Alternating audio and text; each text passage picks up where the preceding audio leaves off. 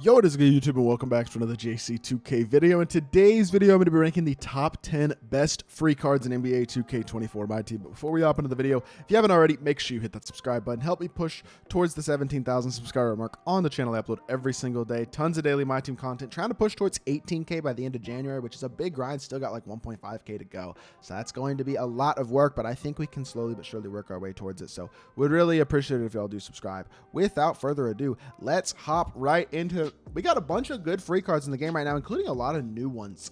But at number 10, I am going with a not new one, and that is Mr. Chris Bosh. This card's been out since Season 1, but is still a very usable, very viable option at power forward or center, especially considering that he can get every single badge upgraded. Huge W with Chris Bosh. The ability to add things like Limitless Range, upgrade his silver and bronze badges to gold or even Hall of Fame if you'd like to. Add other defensive things such as Interceptor, Clamps, Glove, things of that nature can really make this Chris Bosh just such a versatile good card at the big man spot, whichever big man spot. He's got good enough speed where he can compete, and then he shoots the ball well, pretty good release.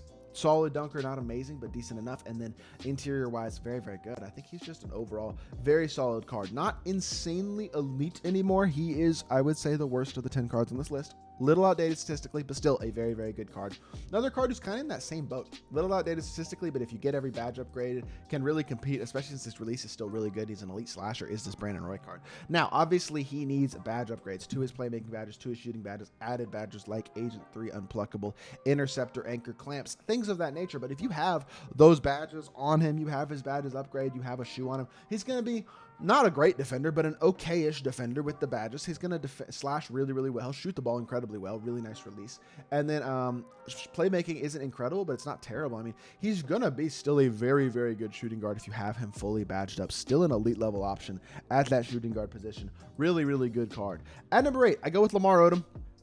I don't hate this Lamar, I just don't love this card. I think he was a really disappointing reward, obviously, as the Unlimited Gauntlet reward for Season 3, but he is a 6'10 wing with a decent release, pretty solid all-around defender, the ability to get every badge so you can add things like Anchor, Brick Wall, Speed Booster, Limitless, and then maybe an Agent 3 or a Rise Up or a Interceptor or whatever. You can add a few badges to him. Obviously, he needs more badges than he can get. He's not crazy complete, but if you do badge him out, he's going to be pretty solidly complete.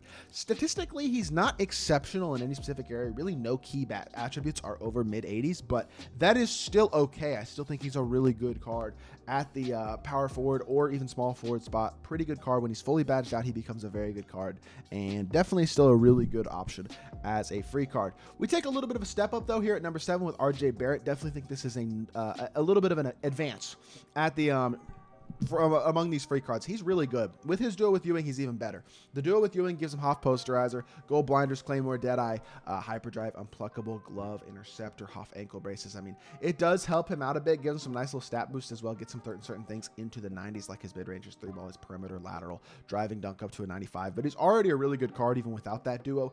Versatile card who can defend pretty well, playmake at a pretty good level as well. Good shooter, even without Agent 3 and Limitless Range, has a really solid release, and then finishing badges are also very solid. Really versatile, well-rounded shooting guard option, pretty similar to a guy like Paul George, maybe a little bit smaller Paul George, but definitely a really good card, and with his duo, he's even better. At number 6, and this is going to surprise you, but I have KG. I just don't think KG is that elite as a power forward center because he's not a great playmaker. And while he is very athletic, very good dunker, very good defender, very fast, really versatile card, and when fully badged, very complete as well, he's not a great playmaker, and his release is kind of slow. His 3-ball rating is not amazing. So obviously he's going to be a competent, very good shooter when he is wide open, especially with shooting badges upgraded and a 3-point shoe and all that stuff. But he's never that exceptional pick and pop threat because his release just isn't that great. I like the card, but I think he's got a couple of flaws that kind of hurt him a little bit and keep him out of my top 5. And that includes over a guy like Patrick Ewing. I have Patrick Ewing over KG. I would rather use Ewing over KG at center for sure if I had to pick between the two of them. Ewing is pretty much just as fast as KG. He's a better statistical shooter. I understand the badges aren't great, and he also has a bad release, but he's a very good interior finisher. He's an elite defender. He's got a bigger player, but he's just a bigger card, better rebounder, going to be more competitive at that center spot.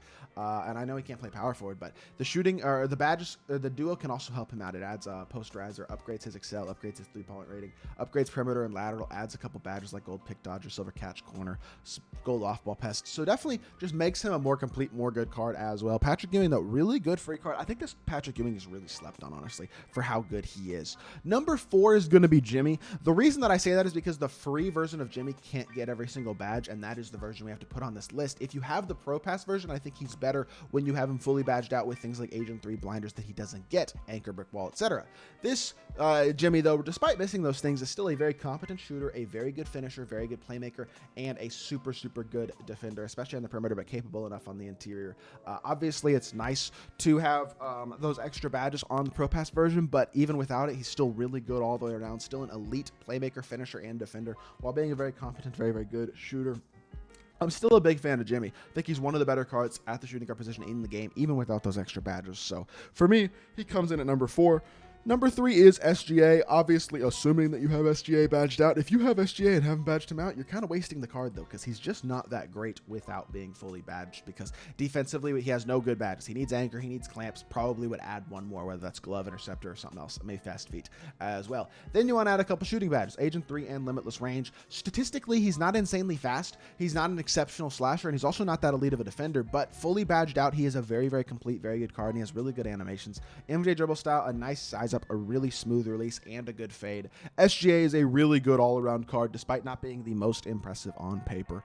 At the point guard position, I do think when he's fully badged, especially, he's very high on the list. Number 2 is going to be Hakeem Olajuwon. I might be higher on Hakeem than most. I just think he's a really good center. I think he's a better version of KG. Bigger player build, better release. Defensively, I think he's honestly as good, if not better as well. Just bigger, better option than KG. He can also play power forward. I think he's a really good card, very complete, very big. Again, does not play make. That is his one flaw, but I can live with that, especially since I think he is truly elite at whatever position you put him at, regardless of that play bank. I think he does everything else incredibly well. But Chet is the best free card in the game right now. I do think the best power forward in the game, one of the better centers in the game as well, but the best power forward in the game. Fast, versatile, able to shot create, shoot, drive, defend. Pretty good SIGs on Chet for some reason. I don't know why his shot creation ability is as good as it is, but it's very impressive. Defensively, he's an absolute beast. He's super versatile. He's also got a 95 standing off, rise up, posterizer, precision dunker.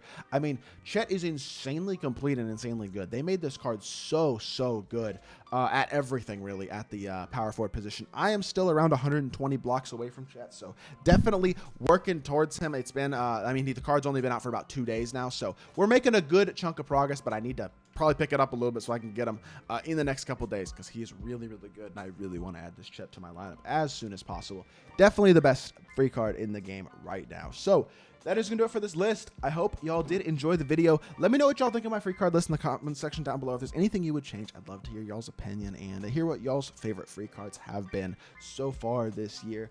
If you did enjoy the video, make sure you hit that like button, leave a comment, and subscribe, and I'll be back with more 2K content very soon. I appreciate y'all. Peace.